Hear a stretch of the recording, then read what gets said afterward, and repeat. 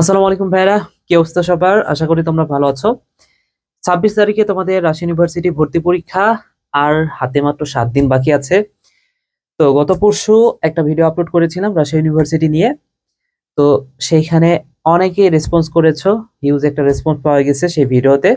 এবং তোমরা অনেকে রিকোয়েস্ট করেছো যে ভাইয়া বায়োলজির রাজশাহী ইউনিভার্সিটি সি ইউনিটের জন্য একটা সাজেশন দেওয়ার জন্য। সো আজকে সেই সাজেশনটাই দিব, যদিও খুব কম সময়।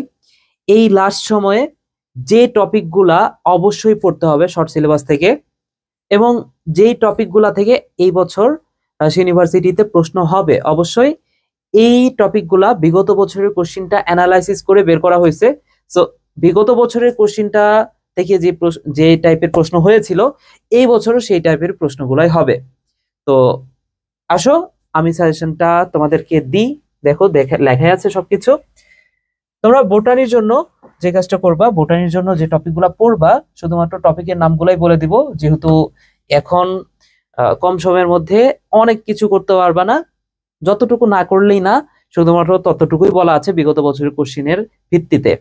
ওকে, তো কোষ ও এর গঠন থেকে কি কি পড়বা, দেখো কোষ ঝিল্লি, এটা খুব ভালো করে পড়বা। কোষ ঝিল্লি থেকে বিগত বছরগুলোতেও প্রশ্ন হয়েছে। হ্যাঁ, কোষ ঝিল্লি, ফ্লুইড মোজাইক মডেলের আবিষ্কারক কে, বা এই টাইপের যে বিষয়গুলো আছে, এখানে লিপিডের পরিমাণটা কত, এই টাইপের বিষয়গুলো পড়বা। এরপরে সাইটোপ্লাজমিক অঙ্গাণু, এটা তো খুবই গুরুত্বপূর্ণ। কিন্তু বিষয়টা হচ্ছে সাইটোপ্লাজমিক অঙ্গাণু অনেকগুলো আছে, এর মধ্যে কোনগুলা ভালো করে পড়বা? ক্লোরোপ্লাস্ট, গোলজি বডি, রাইবোজোম, এই তিনটা খুব ভালো করে পড়বা। এরপরে আসো ক্রোমোজোম। ক্রোমোজোমটা পড়তে হবে। ক্রোমোজোমের পরে নিউক্লিক অ্যাসিড, নিউক্লিক অ্যাসিড সম্পর্কে সবই পড়তে হবে। এবং জিন ও জেনেটিক কোড, বিশেষ করে জেনেটিক কোড থেকে প্রশ্ন হয়, সো এটা পড়বা ভালো করে। এরপর আসো কোষ বিভাজন। কোষ বিভাজনের মাইটোসিস খুব বেশি গুরুত্বপূর্ণ না হলেও মায়োসিসের যে প্রোফেজ 1, এইটা একটা, এই পুরা টপিকটা পড়ছো, খুব বেশি পড়াও না কিন্তু, তার মানে একটা কোশ্চিন কমন তোমার। ওকে, ওই পুরা টপিক পড়লে একটা কোশ্চিন তুমি কমন পাবা ইনশাল্লাহ। এরপর আসো অণুজীব। অণুজীব থেকে তোমার যেটা পড়তে হবে, ভাইরাস ঘটিত রোগ কোনটা, ভাইরাস ঘটিত রোগ বা ভাইরাস ঘটিত রোগ কোনটা, কোনটা ব্যাকটেরিয়া ঘটিত রোগ, ঠিক আছে, বা কোনটা ব্যাকটেরিয়া ঘটিত রোগ নয়। তার মানে এই টাইপের যে প্রশ্নগুলা, অর্থাৎ যে রোগগুলা ভাইরাস দ্বারা হয় এবং যে রোগগুলা ব্যাকটেরিয়া দ্বারা হয়, এই বিষয়গুলো ভালো করে পড়বা। এরপর আসো ব্যাকটেরিয়ার গঠনটা পড়তে হবে, ব্যাকটেরিয়ার গঠন থেকে প্রশ্ন আসে। এবং ম্যালেরিয়া পরজীবী জীবন চক্র, এটাই তো সবচেয়ে গুরুত্বপূর্ণ। এবং এখান থেকেও যদি বলা হয় ম্যালেরিয়া পরজীবীর জীবন চক্রের মধ্যে কোনটা সবচেয়ে গুরুত্বপূর্ণ, মানব দেহের যে জীবন চক্রটা, এবং এর মধ্যেও যদি স্পেসিফিক ভাবে করে দেওয়া হয়, সেটা হচ্ছে আরবিসি, এরিথ্রোসাইটিক সাইজোগনি। এখানেও যদি স্পেসিফিক ভাবে করো ভাইয়া, এরিথ্রোসাইটিক সাইজোগনি পড়বা, এরিথ্রোসাইটিক সাইজোগনি। এবং তোমরা দেখবে ম্যালেরিয়াতে একটা ছক আছে, ওই যে বিনাইন টার্সিয়ান ম্যালেরিয়া, হ্যাঁ, plasmodium falciparum, plasmodium ovale, plasmodium vivax, plasmodium malariae, এখানে একটা ছক আছে না, এই ছকটা ভালো করে পড়বা, এইখান থেকে প্রশ্ন হয়। ওকে, এরপরে আসো পরের অধ্যায়টা হচ্ছে নগ্নবীজী ও আবৃতবীজী উদ্ভিদ। নগ্নবীজী উদ্ভিদ পড়লে এখান থেকে ইনশাল্লাহ একটা কোশ্চিন ন্যূনতম কমন পাবা। নগ্নবীজী উদ্ভিদের যা কিছু আছে সব পড়বা। বিশেষ করে নগ্নবীজী উদ্ভিদের যে 10-11টা বৈশিষ্ট্য আছে, কোথায় দিন এসে মানে দিন এসে ক্ষয় না, এরপরে এখানে শস্য কি, শস্য হ্যাপ্লয়েড নাকি ট্রিপ্লয়েড, এই বিষয়গুলো পড়বা। এছাড়া ব্যতিক্রম যেগুলো আছে, যেমন ইফিড্রাতে দিন এসে ক্ষয়, এই টাইপের যে ব্যতিক্রম গুলা, এছাড়াও ওই যে জাইলেম ফ্লোয়েম নিয়ে যে বিষয়গুলো আলোচনা করা আছে সেই বিষয়টা পড়বা। এছাড়া সাইকাস পড়বা, সাইকাসের যৌন জননটা পড়বা। স্ট্রোবিলাস, স্ট্রোবিলাস কি, স্ট্রোবিলাসের ভেতরে কি থাকে, মাইক্রোস্পোরোফিলের মাথাকে কি বলা হয়, এই টাইপের বিষয়গুলো পড়বা।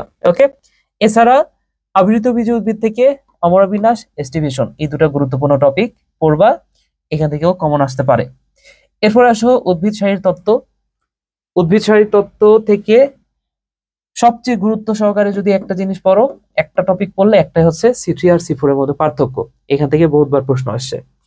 এরপরে আলো, এখান থেকে না সব নবম অধ্যায় তো এটা, তাই না, নবম অধ্যায় থেকে এই টাইপের বিষয়গুলো খুব বেশি আসে। কোন আয়নটা দ্রুত গতিতে শোষিত হয়, এখানে ফটোসিনথেসিসে কোন আলোটা ভালো, পত্ররন্ধ্রে কোন আলোটা পত্ররন্ধ্র খুলতে সাহায্য করে, এই টাইপের প্রশ্নগুলো বেশি হয়, বুঝছো? সো এই আলো রিলেটেড যে কোনো তথ্য, যে কোনো ইনফো ভালো করে পড়বা। এরপরে অচক্রীয় ফটোফসফোরাইলেশন, ওইখানে যে ফটোলাইসিস অফ ওয়াটার বা এই টাইপের যে বিষয়গুলা সেগুলো পড়বা। এবং এটিপি এর হিসাব, গ্লাইকোলাইসিস সবাত শোষণ থেকে এটিপি এর যে হিসাবটা, যেমন গ্লাইকোলাইসিসে কত অণু এটিপি তৈরি হয়, 1 অণু NADH2 থেকে কত অণু এটিপি পাওয়া যায়, এই যে হিসাবগুলা, এই হিসাবটা ভালো করে পড়বা ভাইয়া, এখান থেকে প্রচুর প্রশ্ন আসছে। শুধু রাজশাহী ইউনিভার্সিটি না, আরো অন্যান্য যে কোনো ইউনিভার্সিটিতে এটিপি থেকে প্রশ্ন হয়। এরপর আসো টিস্যু ও টিস্যুতন্ত্র। টিস্যু এবং টিস্যুতন্ত্র থেকে সবচেয়ে গুরুত্বপূর্ণ টপিকটা তোমরা এটা জানো, ভাস্কুলার বান্ডল এবং মূল ও কাণ্ডের যে অন্তর্গঠন। হ্যাঁ, আমার যারা স্টুডেন্ট আছো তাদেরকে কিন্তু আমি এটা খুব সহজে পড়াইছি, মূল এবং কাণ্ডের অন্তর্গঠন খুব সহজে পড়াইছি এই টপিকটা, ঠিক আছে? সো এইটা খুব ভালো করে পড়বা। এরপর আসো জীব প্রযুক্তি। জীব প্রযুক্তির মধ্যে টিস্যু কালচার থেকে প্রশ্ন আসে। টিস্যু কালচারের কালচার মিডিয়াম কিভাবে তৈরি করতে হয়, কত তাপমাত্রা দিতে হয়, এই টাইপের বিষয়গুলা। এছাড়া সবচেয়ে বেশি গুরুত্বপূর্ণ ওই যে 3টা লাইন আছে, পরাগধানী অপরাগধানী থেকে কি করা হয়, হ্যাপ্লয়েড উদ্ভিদ তৈরি করা হয়, এছাড়া রোগমুক্ত চারা উৎপাদন করা হয় কোন কালচারের মাধ্যমে, এই টাইপের যে বিষয়গুলা, এটা ভালো করে পড়বা টিস্যু কালচার থেকে। এরপরে রেস্ট্রিকশন এনজাইম।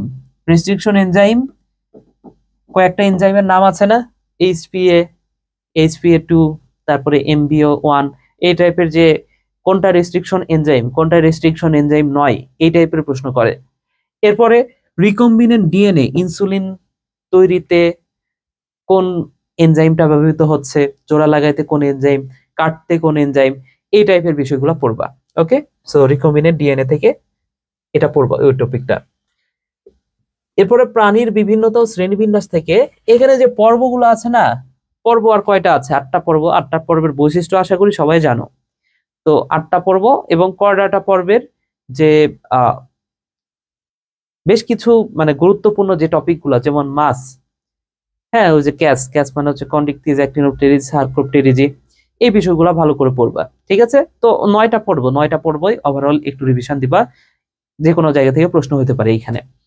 আচ্ছা, প্রাণীর পরিচিতি থেকে হাইড্রার গঠনটা খুব গুরুত্ব সহকারে পড়বা। হাইড্রার নিডোসাইটের কোষগুলা কি কি, এরপরে হাইড্রার যে বহি এপিডার্মিসের কোষ, এন্ডোডার্মিসের, গ্যাস্ট্রোডার্মিসের কোষ, এছাড়া দ্বিস্তরিত হাইড্রা, তাই না? তো 2টা স্তরের মাঝখানে কি থাকে, মেসোগ্লিয়া, এই টাইপের বিষয়গুলা হাইড্রার গঠন থেকে পড়বা। এরপরে ঘাসফড়িং এর রক্ত সংবহন আর শ্বসন তন্ত্র, এই 2টা বিষয়, এবং ঘাসফড়িং এর চোখ। ওকে, রুই মাছ থেকে খুব বেশি প্রশ্ন হয় নাই। পরিপাক ও শোষণ থেকে পিত্তরস, এটা গুরুত্বপূর্ণ। অগ্নাশয়, এখান থেকে তো ওই যে 4টা কোষ, অগ্নাশয়ের যে 4টা কোষ, আলফা, বিটা, ডেল্টা, গামা, এই 4টা কোষ খুব ভালো করে পড়বা। যকৃৎ, এটাও গুরুত্বপূর্ণ। এবং যদি এনজাইম টপিকটা পড়ো, এনজাইম থেকে কিন্তু একটা প্রশ্ন চলে আসতেও পারে। সো এনজাইম টপিকটা পড়লে ধরে নিতে পারো যে একটা কোশ্চিন কমন। এনজাইম বলতে বোঝাচ্ছি যে আমাদের এই অধ্যায়টাতে অনেকগুলা গ্রন্থি আছে এবং অনেকগুলা গ্রন্থি থেকে বিভিন্ন রকমের এনজাইম খরিত হয়। তাহলে কোন গ্রন্থি থেকে কোন এনজাইমটা খরিত হয় এবং কোন এনজাইমের কাজ কি, এই বিষয়টা পড়লে একটা এমসিকিউ ইনশাল্লাহ তোমার কমন পাবা এখান থেকে। রক্ত এবং সঞ্চালন, এখান থেকে রক্তের যে কাজ, বিশেষ করে শ্বেত রক্তকণিকা, লিম্ফোসাইট যে অ্যান্টিবডি তৈরি করে, এটাই ভালো করে পড়বা, ঠিক আছে? তো রক্তের কাজ, বিশেষ করে ডাব্লিউবিসি, যেটা ডাব্লিউবিসির কাজটা ভালো করে পড়বা। এরপর ক্লটিং ফ্যাক্টরের মধ্যে যে প্রধান চারটার নাম পড়বা, প্রধান 4টা। এছাড়া রক্ত তঞ্চনকাল কত, রক্তক্ষরণকাল কত, এই সময়গুলো মনে রাখবা। হৃৎপিণ্ড থেকে হৃৎপিণ্ডের যে বিষয়গুলো, প্রকোষ্ঠ, তারপরে হৃৎপিণ্ডের আবরণ, হৃৎপিণ্ডে যে পেশি স্তর, এই বিষয়গুলো ভালো করে পড়বা। এছাড়া কার্ডিয়াক চক্র থেকে প্রশ্ন হয়, কার্ডিয়াক চক্রটা ভালো করে পড়বা। এরপরে আসো শ্বসন ও শ্বাসক্রিয়া থেকে শ্বসনতন্ত্রর যে পুরা বিষয়টা, সেটা ভালো করে পড়বা। এবং অ্যালভিওলাস পড়লে কিন্তু এখান থেকে একটা কোশ্চেন ইনশাআল্লাহ কমন চলে আসবে, ঠিক আছে? সো অ্যালভিওলাসটা খুবই গুরুত্ব সহকারে পড়বা। আলভিওলাসে অ্যালভিওলাসের সংখ্যা কয়টা, শিশু বয়সে কয়টা, 8 বছর বয়সে কয়টা, পূর্ণাঙ্গ বয়সে কয়টা। এরপরে এরপরে অ্যালভিওলাসের কি বলা যায়, অ্যালভিওলাসের যে আবরণটা বা এপিথেলিয়ামটা কি দ্বারা গঠিত। এরপরে ডান ফুসফুস বাম ফুসফুস, ফুসফুস নিয়ে পড়বা, ঠিক আছে, ফুসফুস থেকেও প্রশ্ন হয়, ফুসফুস পড়বা, ফুসফুস। এছাড়া ওই যে অ্যালভিওলাসে কি থাকে বলতো, অ্যালভিওলাসের যে টাইপ 2 কোষ সেখান থেকে সারফেক্টেন্ট গঠিত হয়। তাহলে সারফেক্টেন্ট সম্পর্কে কিন্তু প্রশ্ন আসে, যেমন কত সপ্তাহ বয়সে সারফেক্টেন্ট ক্ষরণ শুরু হয়, 23 সপ্তাহ বয়সে।